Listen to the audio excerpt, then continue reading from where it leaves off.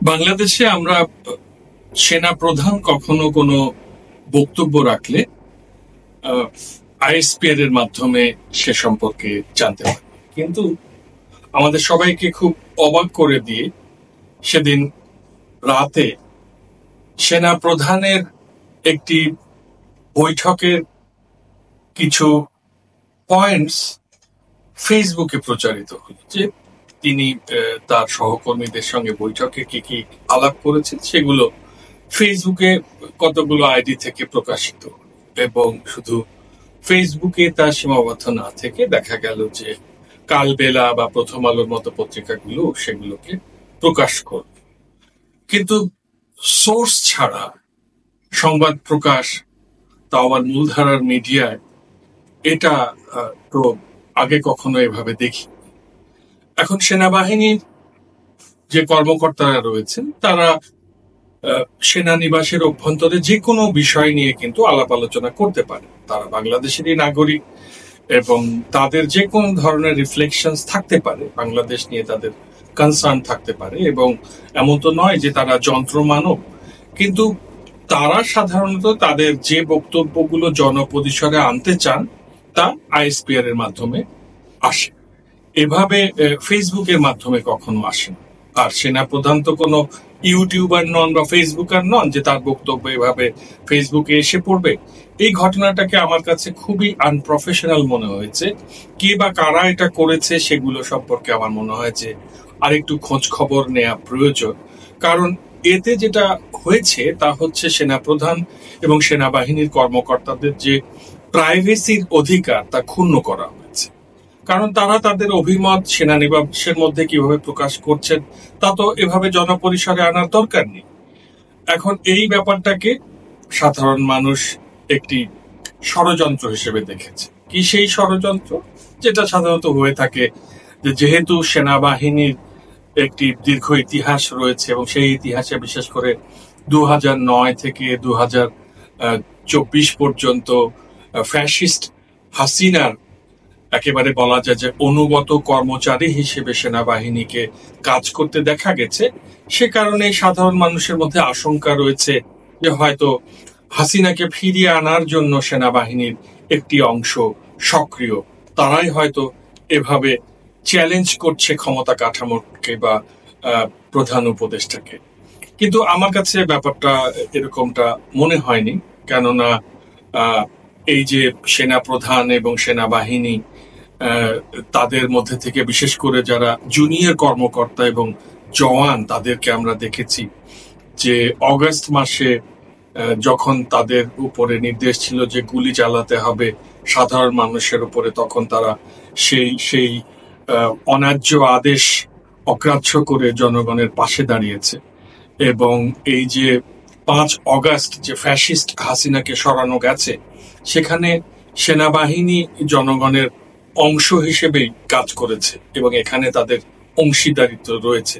কাজে তাদেরকে কোনো বাইরের মানুষ বা তারা যে এই পরিবর্তনের শত্রু এরকম ভাবে চিহ্নিত করাটা আমার কাছে মনে হয় যে খুবই অজ্ঞতা প্রসূত বা অবিবেচনা প্রসূত। এখন ঘটনা হচ্ছে যে বিএনপি যে রাজনৈতিক দলটি, তার কাছ থেকে আমরা অনেক বেশি দায়িত্বশীলতা প্রত্যাশা করেছিলাম, কিন্তু দেখা গেছে যে আওয়ামী লীগের যে ক্যাডাররা তারা দেশ ছেড়ে ভারতে পালানোর পরে তাদের যে চাঁদাবাজির সাম্রাজ্য ছিল সেগুলো দখল করে বিএনপির ক্যাডাররা চাঁদাবাজি করছে। তার মানে 5 অগাস্টের আগের যে বাংলাদেশ আর 5 অগাস্টের পরের যে বাংলাদেশ, তার মধ্যে আমরা কিন্তু কোনো পরিবর্তন অন্তত এই জায়গাটায় দেখতে পাচ্ছি না যে চাঁদাবাজি জিনিসটা বন্ধ হয়নি। বিএনপি চেষ্টা করেছে তাদের কিছু ক্যাডারকে বহিষ্কার করতে, কিন্তু তা তো যথেষ্ট নয়। জনগণ বিএনপি ক্যাডারদের দ্বারা অত্যাচারিত, যারা চাঁদাবাজি করছে। সেই জায়গাটাতে বিএনপির খুবই মনোযোগ থাকার কথা ছিল। তাদের দলটিকে সংস্কার করে নতুন বাংলাদেশের উপযুক্ত করার তো একটা প্রয়োজনীয়তা রয়ে গিয়েছিল। সেটা না করে আমরা যেটা লক্ষ্য করলাম তা হচ্ছে বিএনপির এমন একটি মনোভাব যে 5 অগাস্টের পরিবর্তনটা হয়েছিল শুধু যেন একটি নির্বাচনের মাধ্যমে বিএনপিকে ক্ষমতায় পৌঁছে দিতে। বিএনপি হাসিনার 15 বছরে অনেক কষ্ট করেছে, তাদের অনেক কর্মীকে হত্যা করা হয়েছে, গুম করা হয়েছে, কারাগারে ছুঁড়ে ফেলে দেওয়া হয়েছে। সুতরাং তাদের প্রতি সহানুভূতি, সমানুভূতি জনগণের সবসময় ছিল, আছে এবং থাকবে। কিন্তু একটা জিনিস তো ঠিক, বিএনপি 15 বছর যে চেষ্টা করেছে হাসিনার বিরুদ্ধে বা হাসিনাকে ক্ষমতা থেকে সরাতে, তা ধরুন ফুটবল মাঠে ফুটবল নিয়ে অনেক দৌড়াদৌড়ি করা, কিন্তু কোনো গোল দিতে না পারা। এই গোলটি দিতে পেরেছে সবাইকে অবাক করে নতুন প্রজন্মের কিছু ছেলে মেয়ে, তাদের আন্দোলন কৌশলের মধ্যে দিয়ে। সুতরাং সেই ছেলে মেয়েগুলোকে একটা শত্রু ভাবাপন্ন অবস্থার দিকে ঠেলে দেয়া, এটা বিএনপির খুব যে সুবুদ্ধি প্রসূত কার্যকলাপ, তা কিন্তু আমার মনে হয়। বরং নতুন এই ছেলে মেয়েদেরকে যেভাবে বিএনপির নেতা রুহুল কবির রিজভী অভিনন্দন জানিয়েছিলেন এই 5ই অগাস্টে মুক্ত জীবন লাভ করার প্রেক্ষিতে, একইভাবে অন্যান্য নেতাদের কাছ থেকেও এটা আমরা প্রত্যাশা করেছিলাম।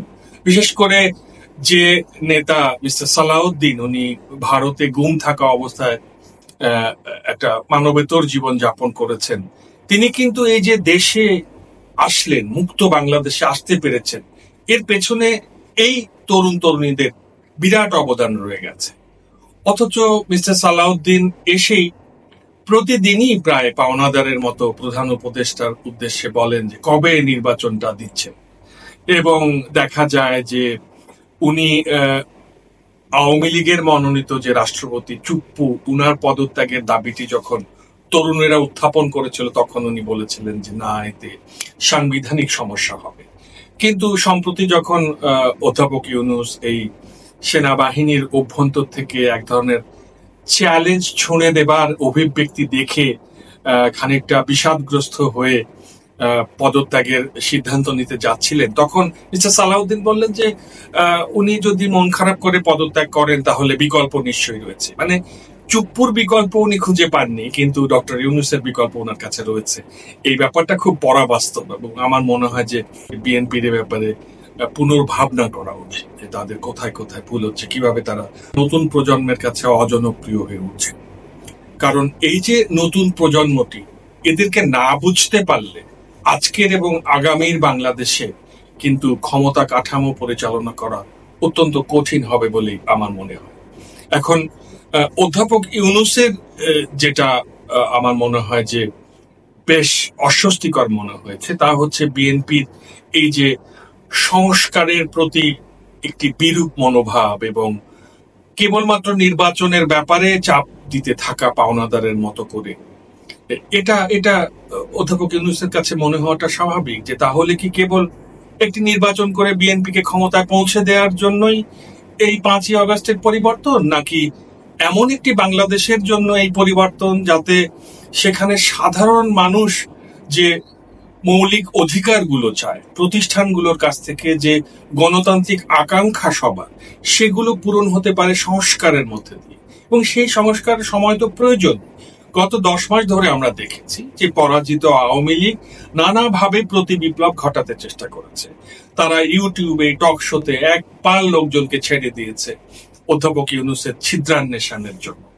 এবং সেই সুরে সুর মিলিয়ে আমরা দেখতে পাই যে কথিত কালচারাল উইং যে রয়েছে, যারা মনে করে যে সাংস্কৃতিক হতে গেলে ভারতিক হতে হবে, তারা ভারতীয় মিডিয়ার অধ্যাপক ইউনূসের বিরুদ্ধে অপপ্রচার কিংবা ইউটিউবে, ফেসবুকে আওয়ামী লীগের যে ইউনূস বিরোধী অপপ্রচার, সেগুলোতে তাদের বিশেষ কোনো বিচলন নেই।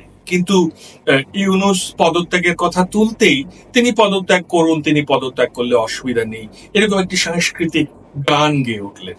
তো এই সাংস্কৃতিক যে গ্রুপটি, এটিকে খুব খুব অগুরুত্বপূর্ণ করে দেখার কোনো কারণ নেই। কেননা আমাদেরকে মনে রাখতে হবে যে এই যে 10 মাস আপনারা কি দেখেছেন? আপনারা দেখেছেন নিয়মিত এই কালচারাল উইংটা একটা কালচারাল ওয়ার করেছে, এবং সেখানে চুইংগাম ওই একটাই, সেটা হচ্ছে যে দাড়ি টুপিওয়ালা মানুষকে ইসলামিস্ট বলা, এই দাড়ি টুপিওয়ালা মানুষেরা যেন বাংলাদেশ দখল করে নিয়েছে। ওই যে ভারতের মিডিয়ার যে অপপ্রচার, যে শেখ হাসিনা ক্ষমতায় না থাকলেই বাংলাদেশ মৌলবাদী ইসলামিস্টদের কবলে পড়ে যাবে, সেটিকেই 10 চক্রে ভগবান ভূত হিসেবে প্রমাণের যে অপচেষ্টা, এটা কিন্তু কালচারাল উইং করে গেছে এবং করে যাচ্ছে।